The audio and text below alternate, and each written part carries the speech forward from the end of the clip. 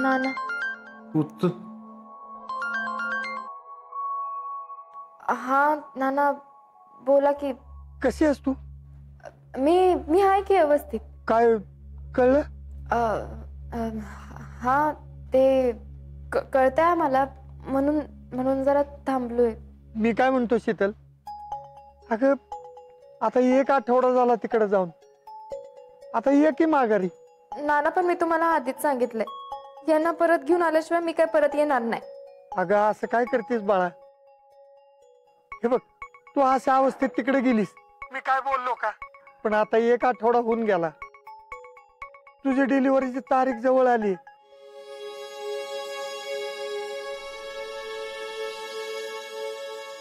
असं नको करूस. अहो नाना, पण मग यांचं. अगं आपल्या हातात जे काय आहे ते सगळं करून बघितलं आपण. तू दिल्लीला गेलीस, तिथं अर्ज दिलास, पण आता ऐक माझं पोरी, आता ये निघून. अगं तुझ्यासाठी नाही, पण तुझ्या पोटातल्या बाळासाठी म्हणतोय मी. त्याच्यासाठी तू स्वतःच्या आबाळ का करून घेतीस? हे बघ, प्रवासात जर तुला कळा सुरू झाल्या तर ते केवढ्यात पडायचं बाई. अहो नाना, पण आता थोडक्यासाठी जरा दम धरा की. अगं आम्ही दम धरू, पण तुझ्या पोटातलं बाळ दम धरणार आहे का? त्याला या जगात यायचंय. तू किती बी नाही म्हणालीस तरी ते थांबणार आहे का?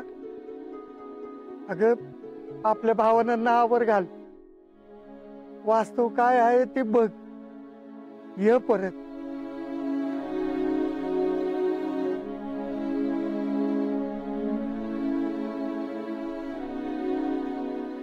तू राहुल्याला फोन दे बरं.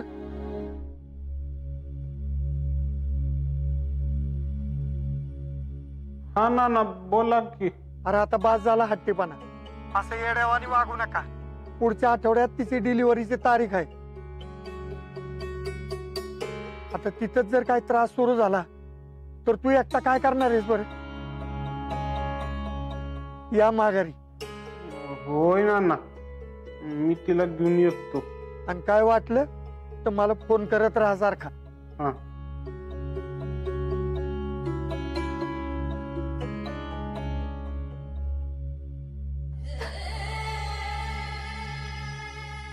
राहुल्या, मी ठरवलं होतं काय जरी झालं तरी यांना घेतल्या बिकट परत जायचं नाही म्हणून.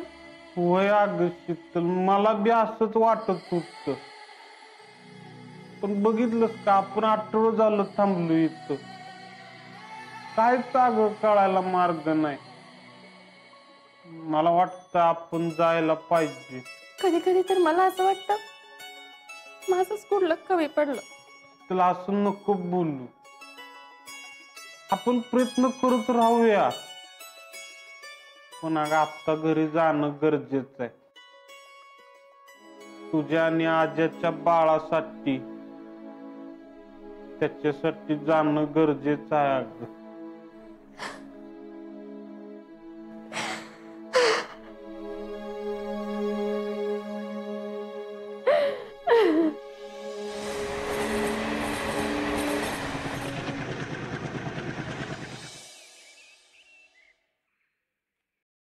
जयशी जरा लॉकरच्या चाव्या द्यावं. काय हवंय?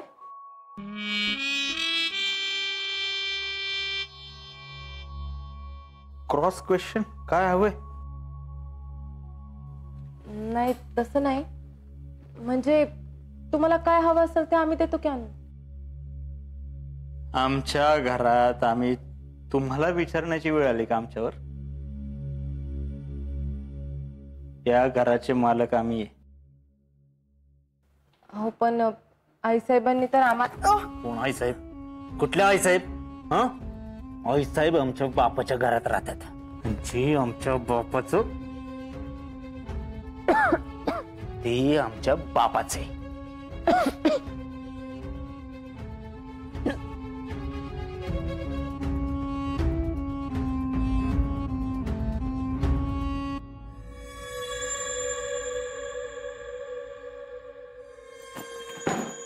बॅग घ्यायची निघायचं. हो असं का बोलतोय? तुमची लायकीच आहे ती.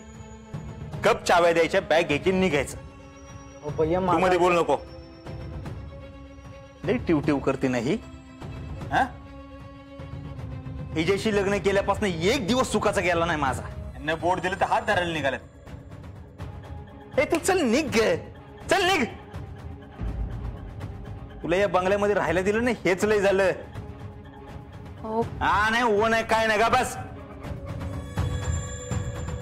आता आजा कायमचा गेला, आता आमचा मार्ग मोकळा. टॅलेंट राव, आता बघा आमचे शीतल आमचे होणार. भैया असं नका. तुम्हाला शिकवू नको.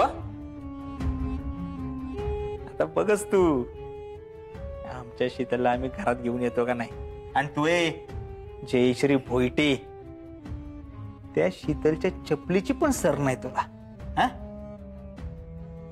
चल चावी दे आणि रस्ता पकड, चल. अहो पण ताई साहेबांनी आमच्याकडे कोण ताई साहेब? कुठल्या ताई साहेब? ताई साहेबांचं या घरामध्ये परत नाव घ्यायचं नाही. ताई साहेबांना तर इथं परत पाऊल ठेवून देणारच नाही, पण तुम्हाला पण नाही. चला. भैया तुम्ही ऐका, तुम्ही ऐका. इकडे इकडे इथं बस. भैया बस. हो भैया माझं ऐका, तुम्ही असं नका करू. हे सगळं जर बाहेर कळालं ना तर प्रकरण लय अवघड होईल. आणि आधीच बाहेरची परिस्थिती नाजूक आहे भैया. भैया जयश्री या घरातून बाहेर गेली तर लोकांच्या मनात तुमची काय इमेज निर्माण होईल? अहो लोक काय विचार करतील? अरे पण मग काय करू आम्ही? आणि तुमच्या अशा वागण्याने शीतल तुम्हाला मिळणार नाही.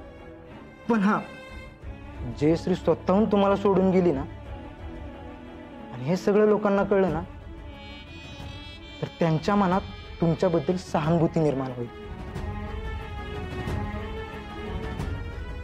पटतंय का?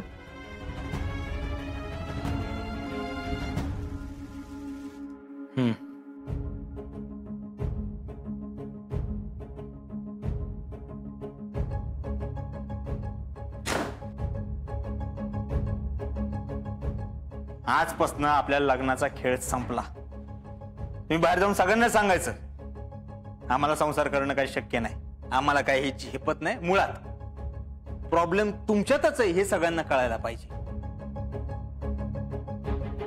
शीतलच्या आयुष्यातून जसं आजा कायमचं निघून गेलाय तसं आमच्या आयुष्यातून कायमचं निघून जायचं, नाहीतर आम्ही घालवू.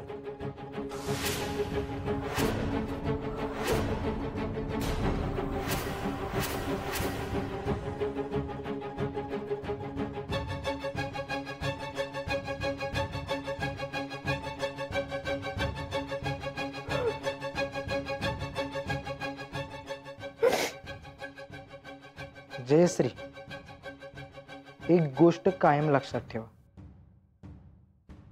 आपण जे पेरतो ना तेच उगवतं.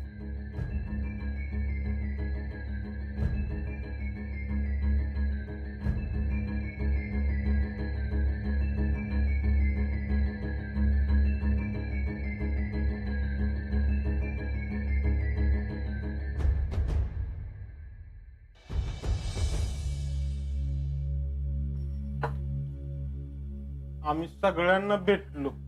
आर्मीचा अधिकारी म्हणू नका, मंत्री म्हणू नका, पण काहीच उपयोग झाला नाही.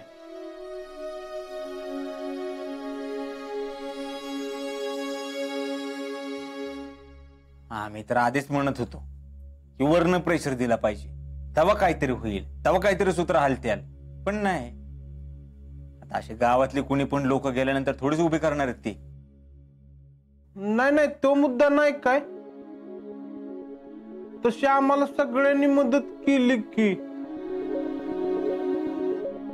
पण आता आज्याचाच पत्ता लागत नाही म्हणलं ते तरी काय करणार ना. आणि भैया, इंडियन आर्मी कधी शेवटपर्यंत प्रयत्न सोडणार नाही. ते आता बी त्याला शोधत असतील आणि त्यांना समजलं की आपल्याला सांगतील की ते. मग आता काय करायचं? नाही म्हणजे हे सगळे बेळगावला जाऊन आले, हे दोघं दिल्लीला जाऊन आले. बी काय पत्ता लागणं म्हणजे काय? होय ना फौजी. अहो आता 1.5 महिना होत आला तरी आपल्या हाताला काय लागणार झालंय.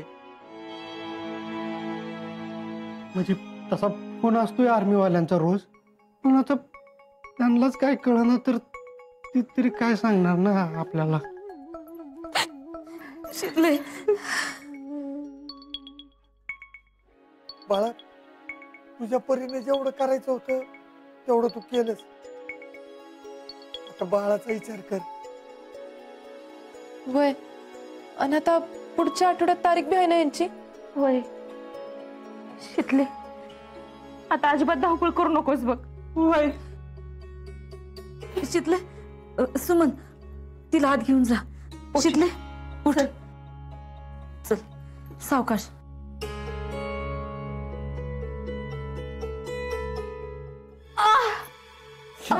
शितले, अगं काय झालं? काय झालं ग?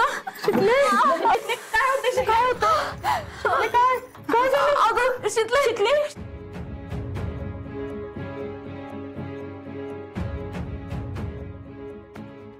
शितले, शितले, शितले, आओ शितले काय होतंय? पोटात दुखायला लागलंय. आओ पहिल्या दवाखान्यात न्यायला लागल.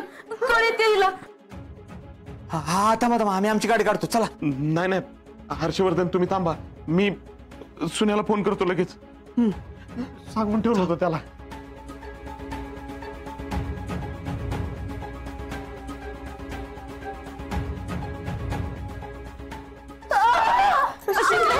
शितले, शितले, शितले, आओ बरा मोठा श्वास घ्या. शीतल,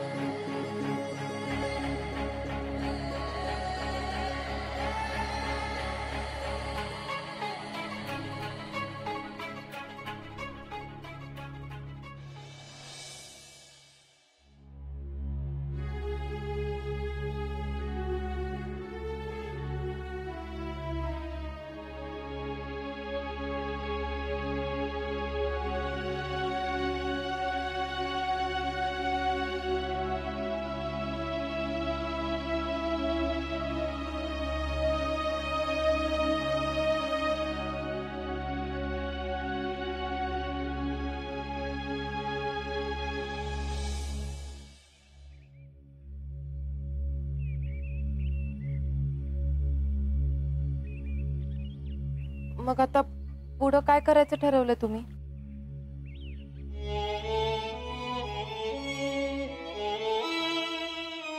काय करायचं भाई, 5 महिने झालं तरी बी अजिंक्यांचा काय बी पत्त्या नाही. रोज आर्मीवाल्यांना फोन करतो, दिल्लीच्या वाऱ्या झाल्या, पण हाताला काय गावं ना. आय थिंक मामा अजिंक्य आता नाहीत. हे आपण हर्षवर्धन असा विचार तरी कसा करवल मला. इकडे शीतलकडे गेलो की बाळाकडे तिच्याकडे बघवत बी नाही मला. अहो अजून अख्खा आयुष्य पडलंय मोर आणि हे असलं होऊन बसले. मला तर वाटतंय त्यांना गोळी लागली होती का नाही तवाच जाऊन नव्हतं द्यायला पाहिजे. आणि जीजी बी तसंच म्हणत होत्या की शीतल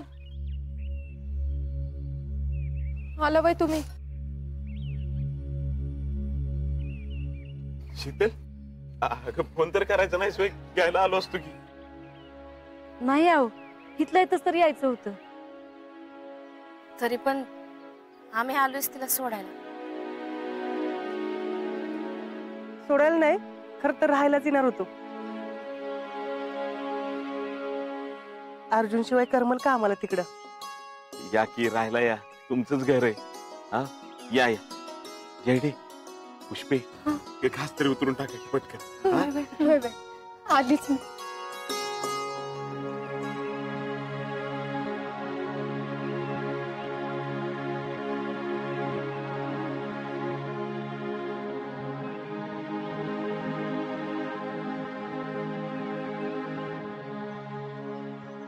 पुष्पे थांब, काही गरज नाही त्याची, राहू दे.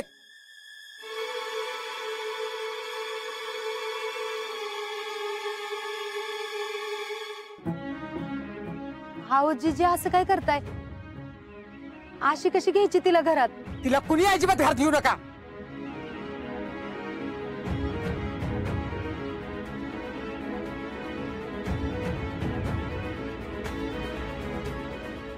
तिनं माझा नातू खाल्लाय तिनं.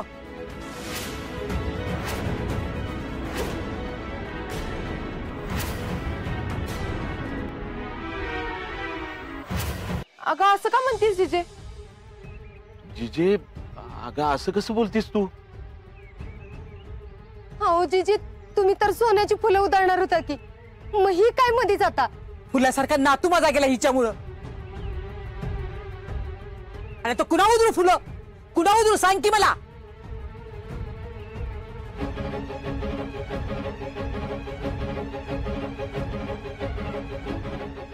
जीजी आवाज काय बोलताय. हिनं काय केलंय. हिनं काय केलंय. हिच्यामुळं आज आम्ही दिवस बघतोय. शिकले गपगुमान चालते हो पहिल्यांदा.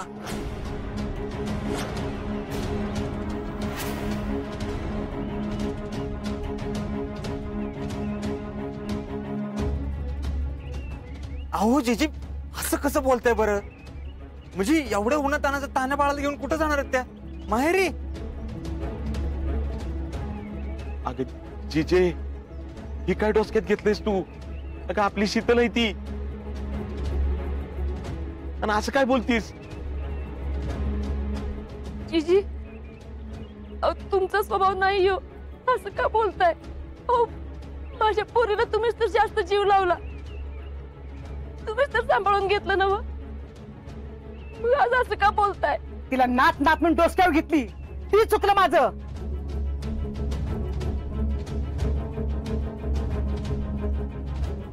आणि मी काय बाई बोलत नाही, खरं तेच बोलते. आज हिच्यामुळे आमच्या ही वेळ आल्या.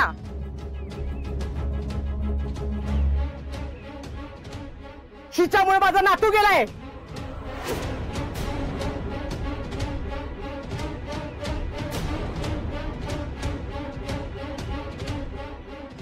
हो जीजी असं काय करताय. काय झालंय तुम्हाला. जीजी असं का बोलताय. पोर आहे तिच्याकडे, आणि जे काय झालं ती पांडुरंगाची इच्छा होती. त्या चुकीचं कुणाला कसं म्हणायचं.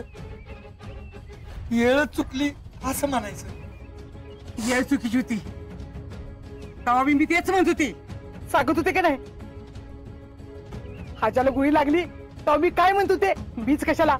आपण सगळीजण म्हणत होतो हाजाने परत आदमी जाऊ नये असंच म्हणायचं ठरलं होतं ना. आपलं हे बी ठरलं होतं, तो काय बी बोलल आपण सगळे त्याला विरोध करायचा.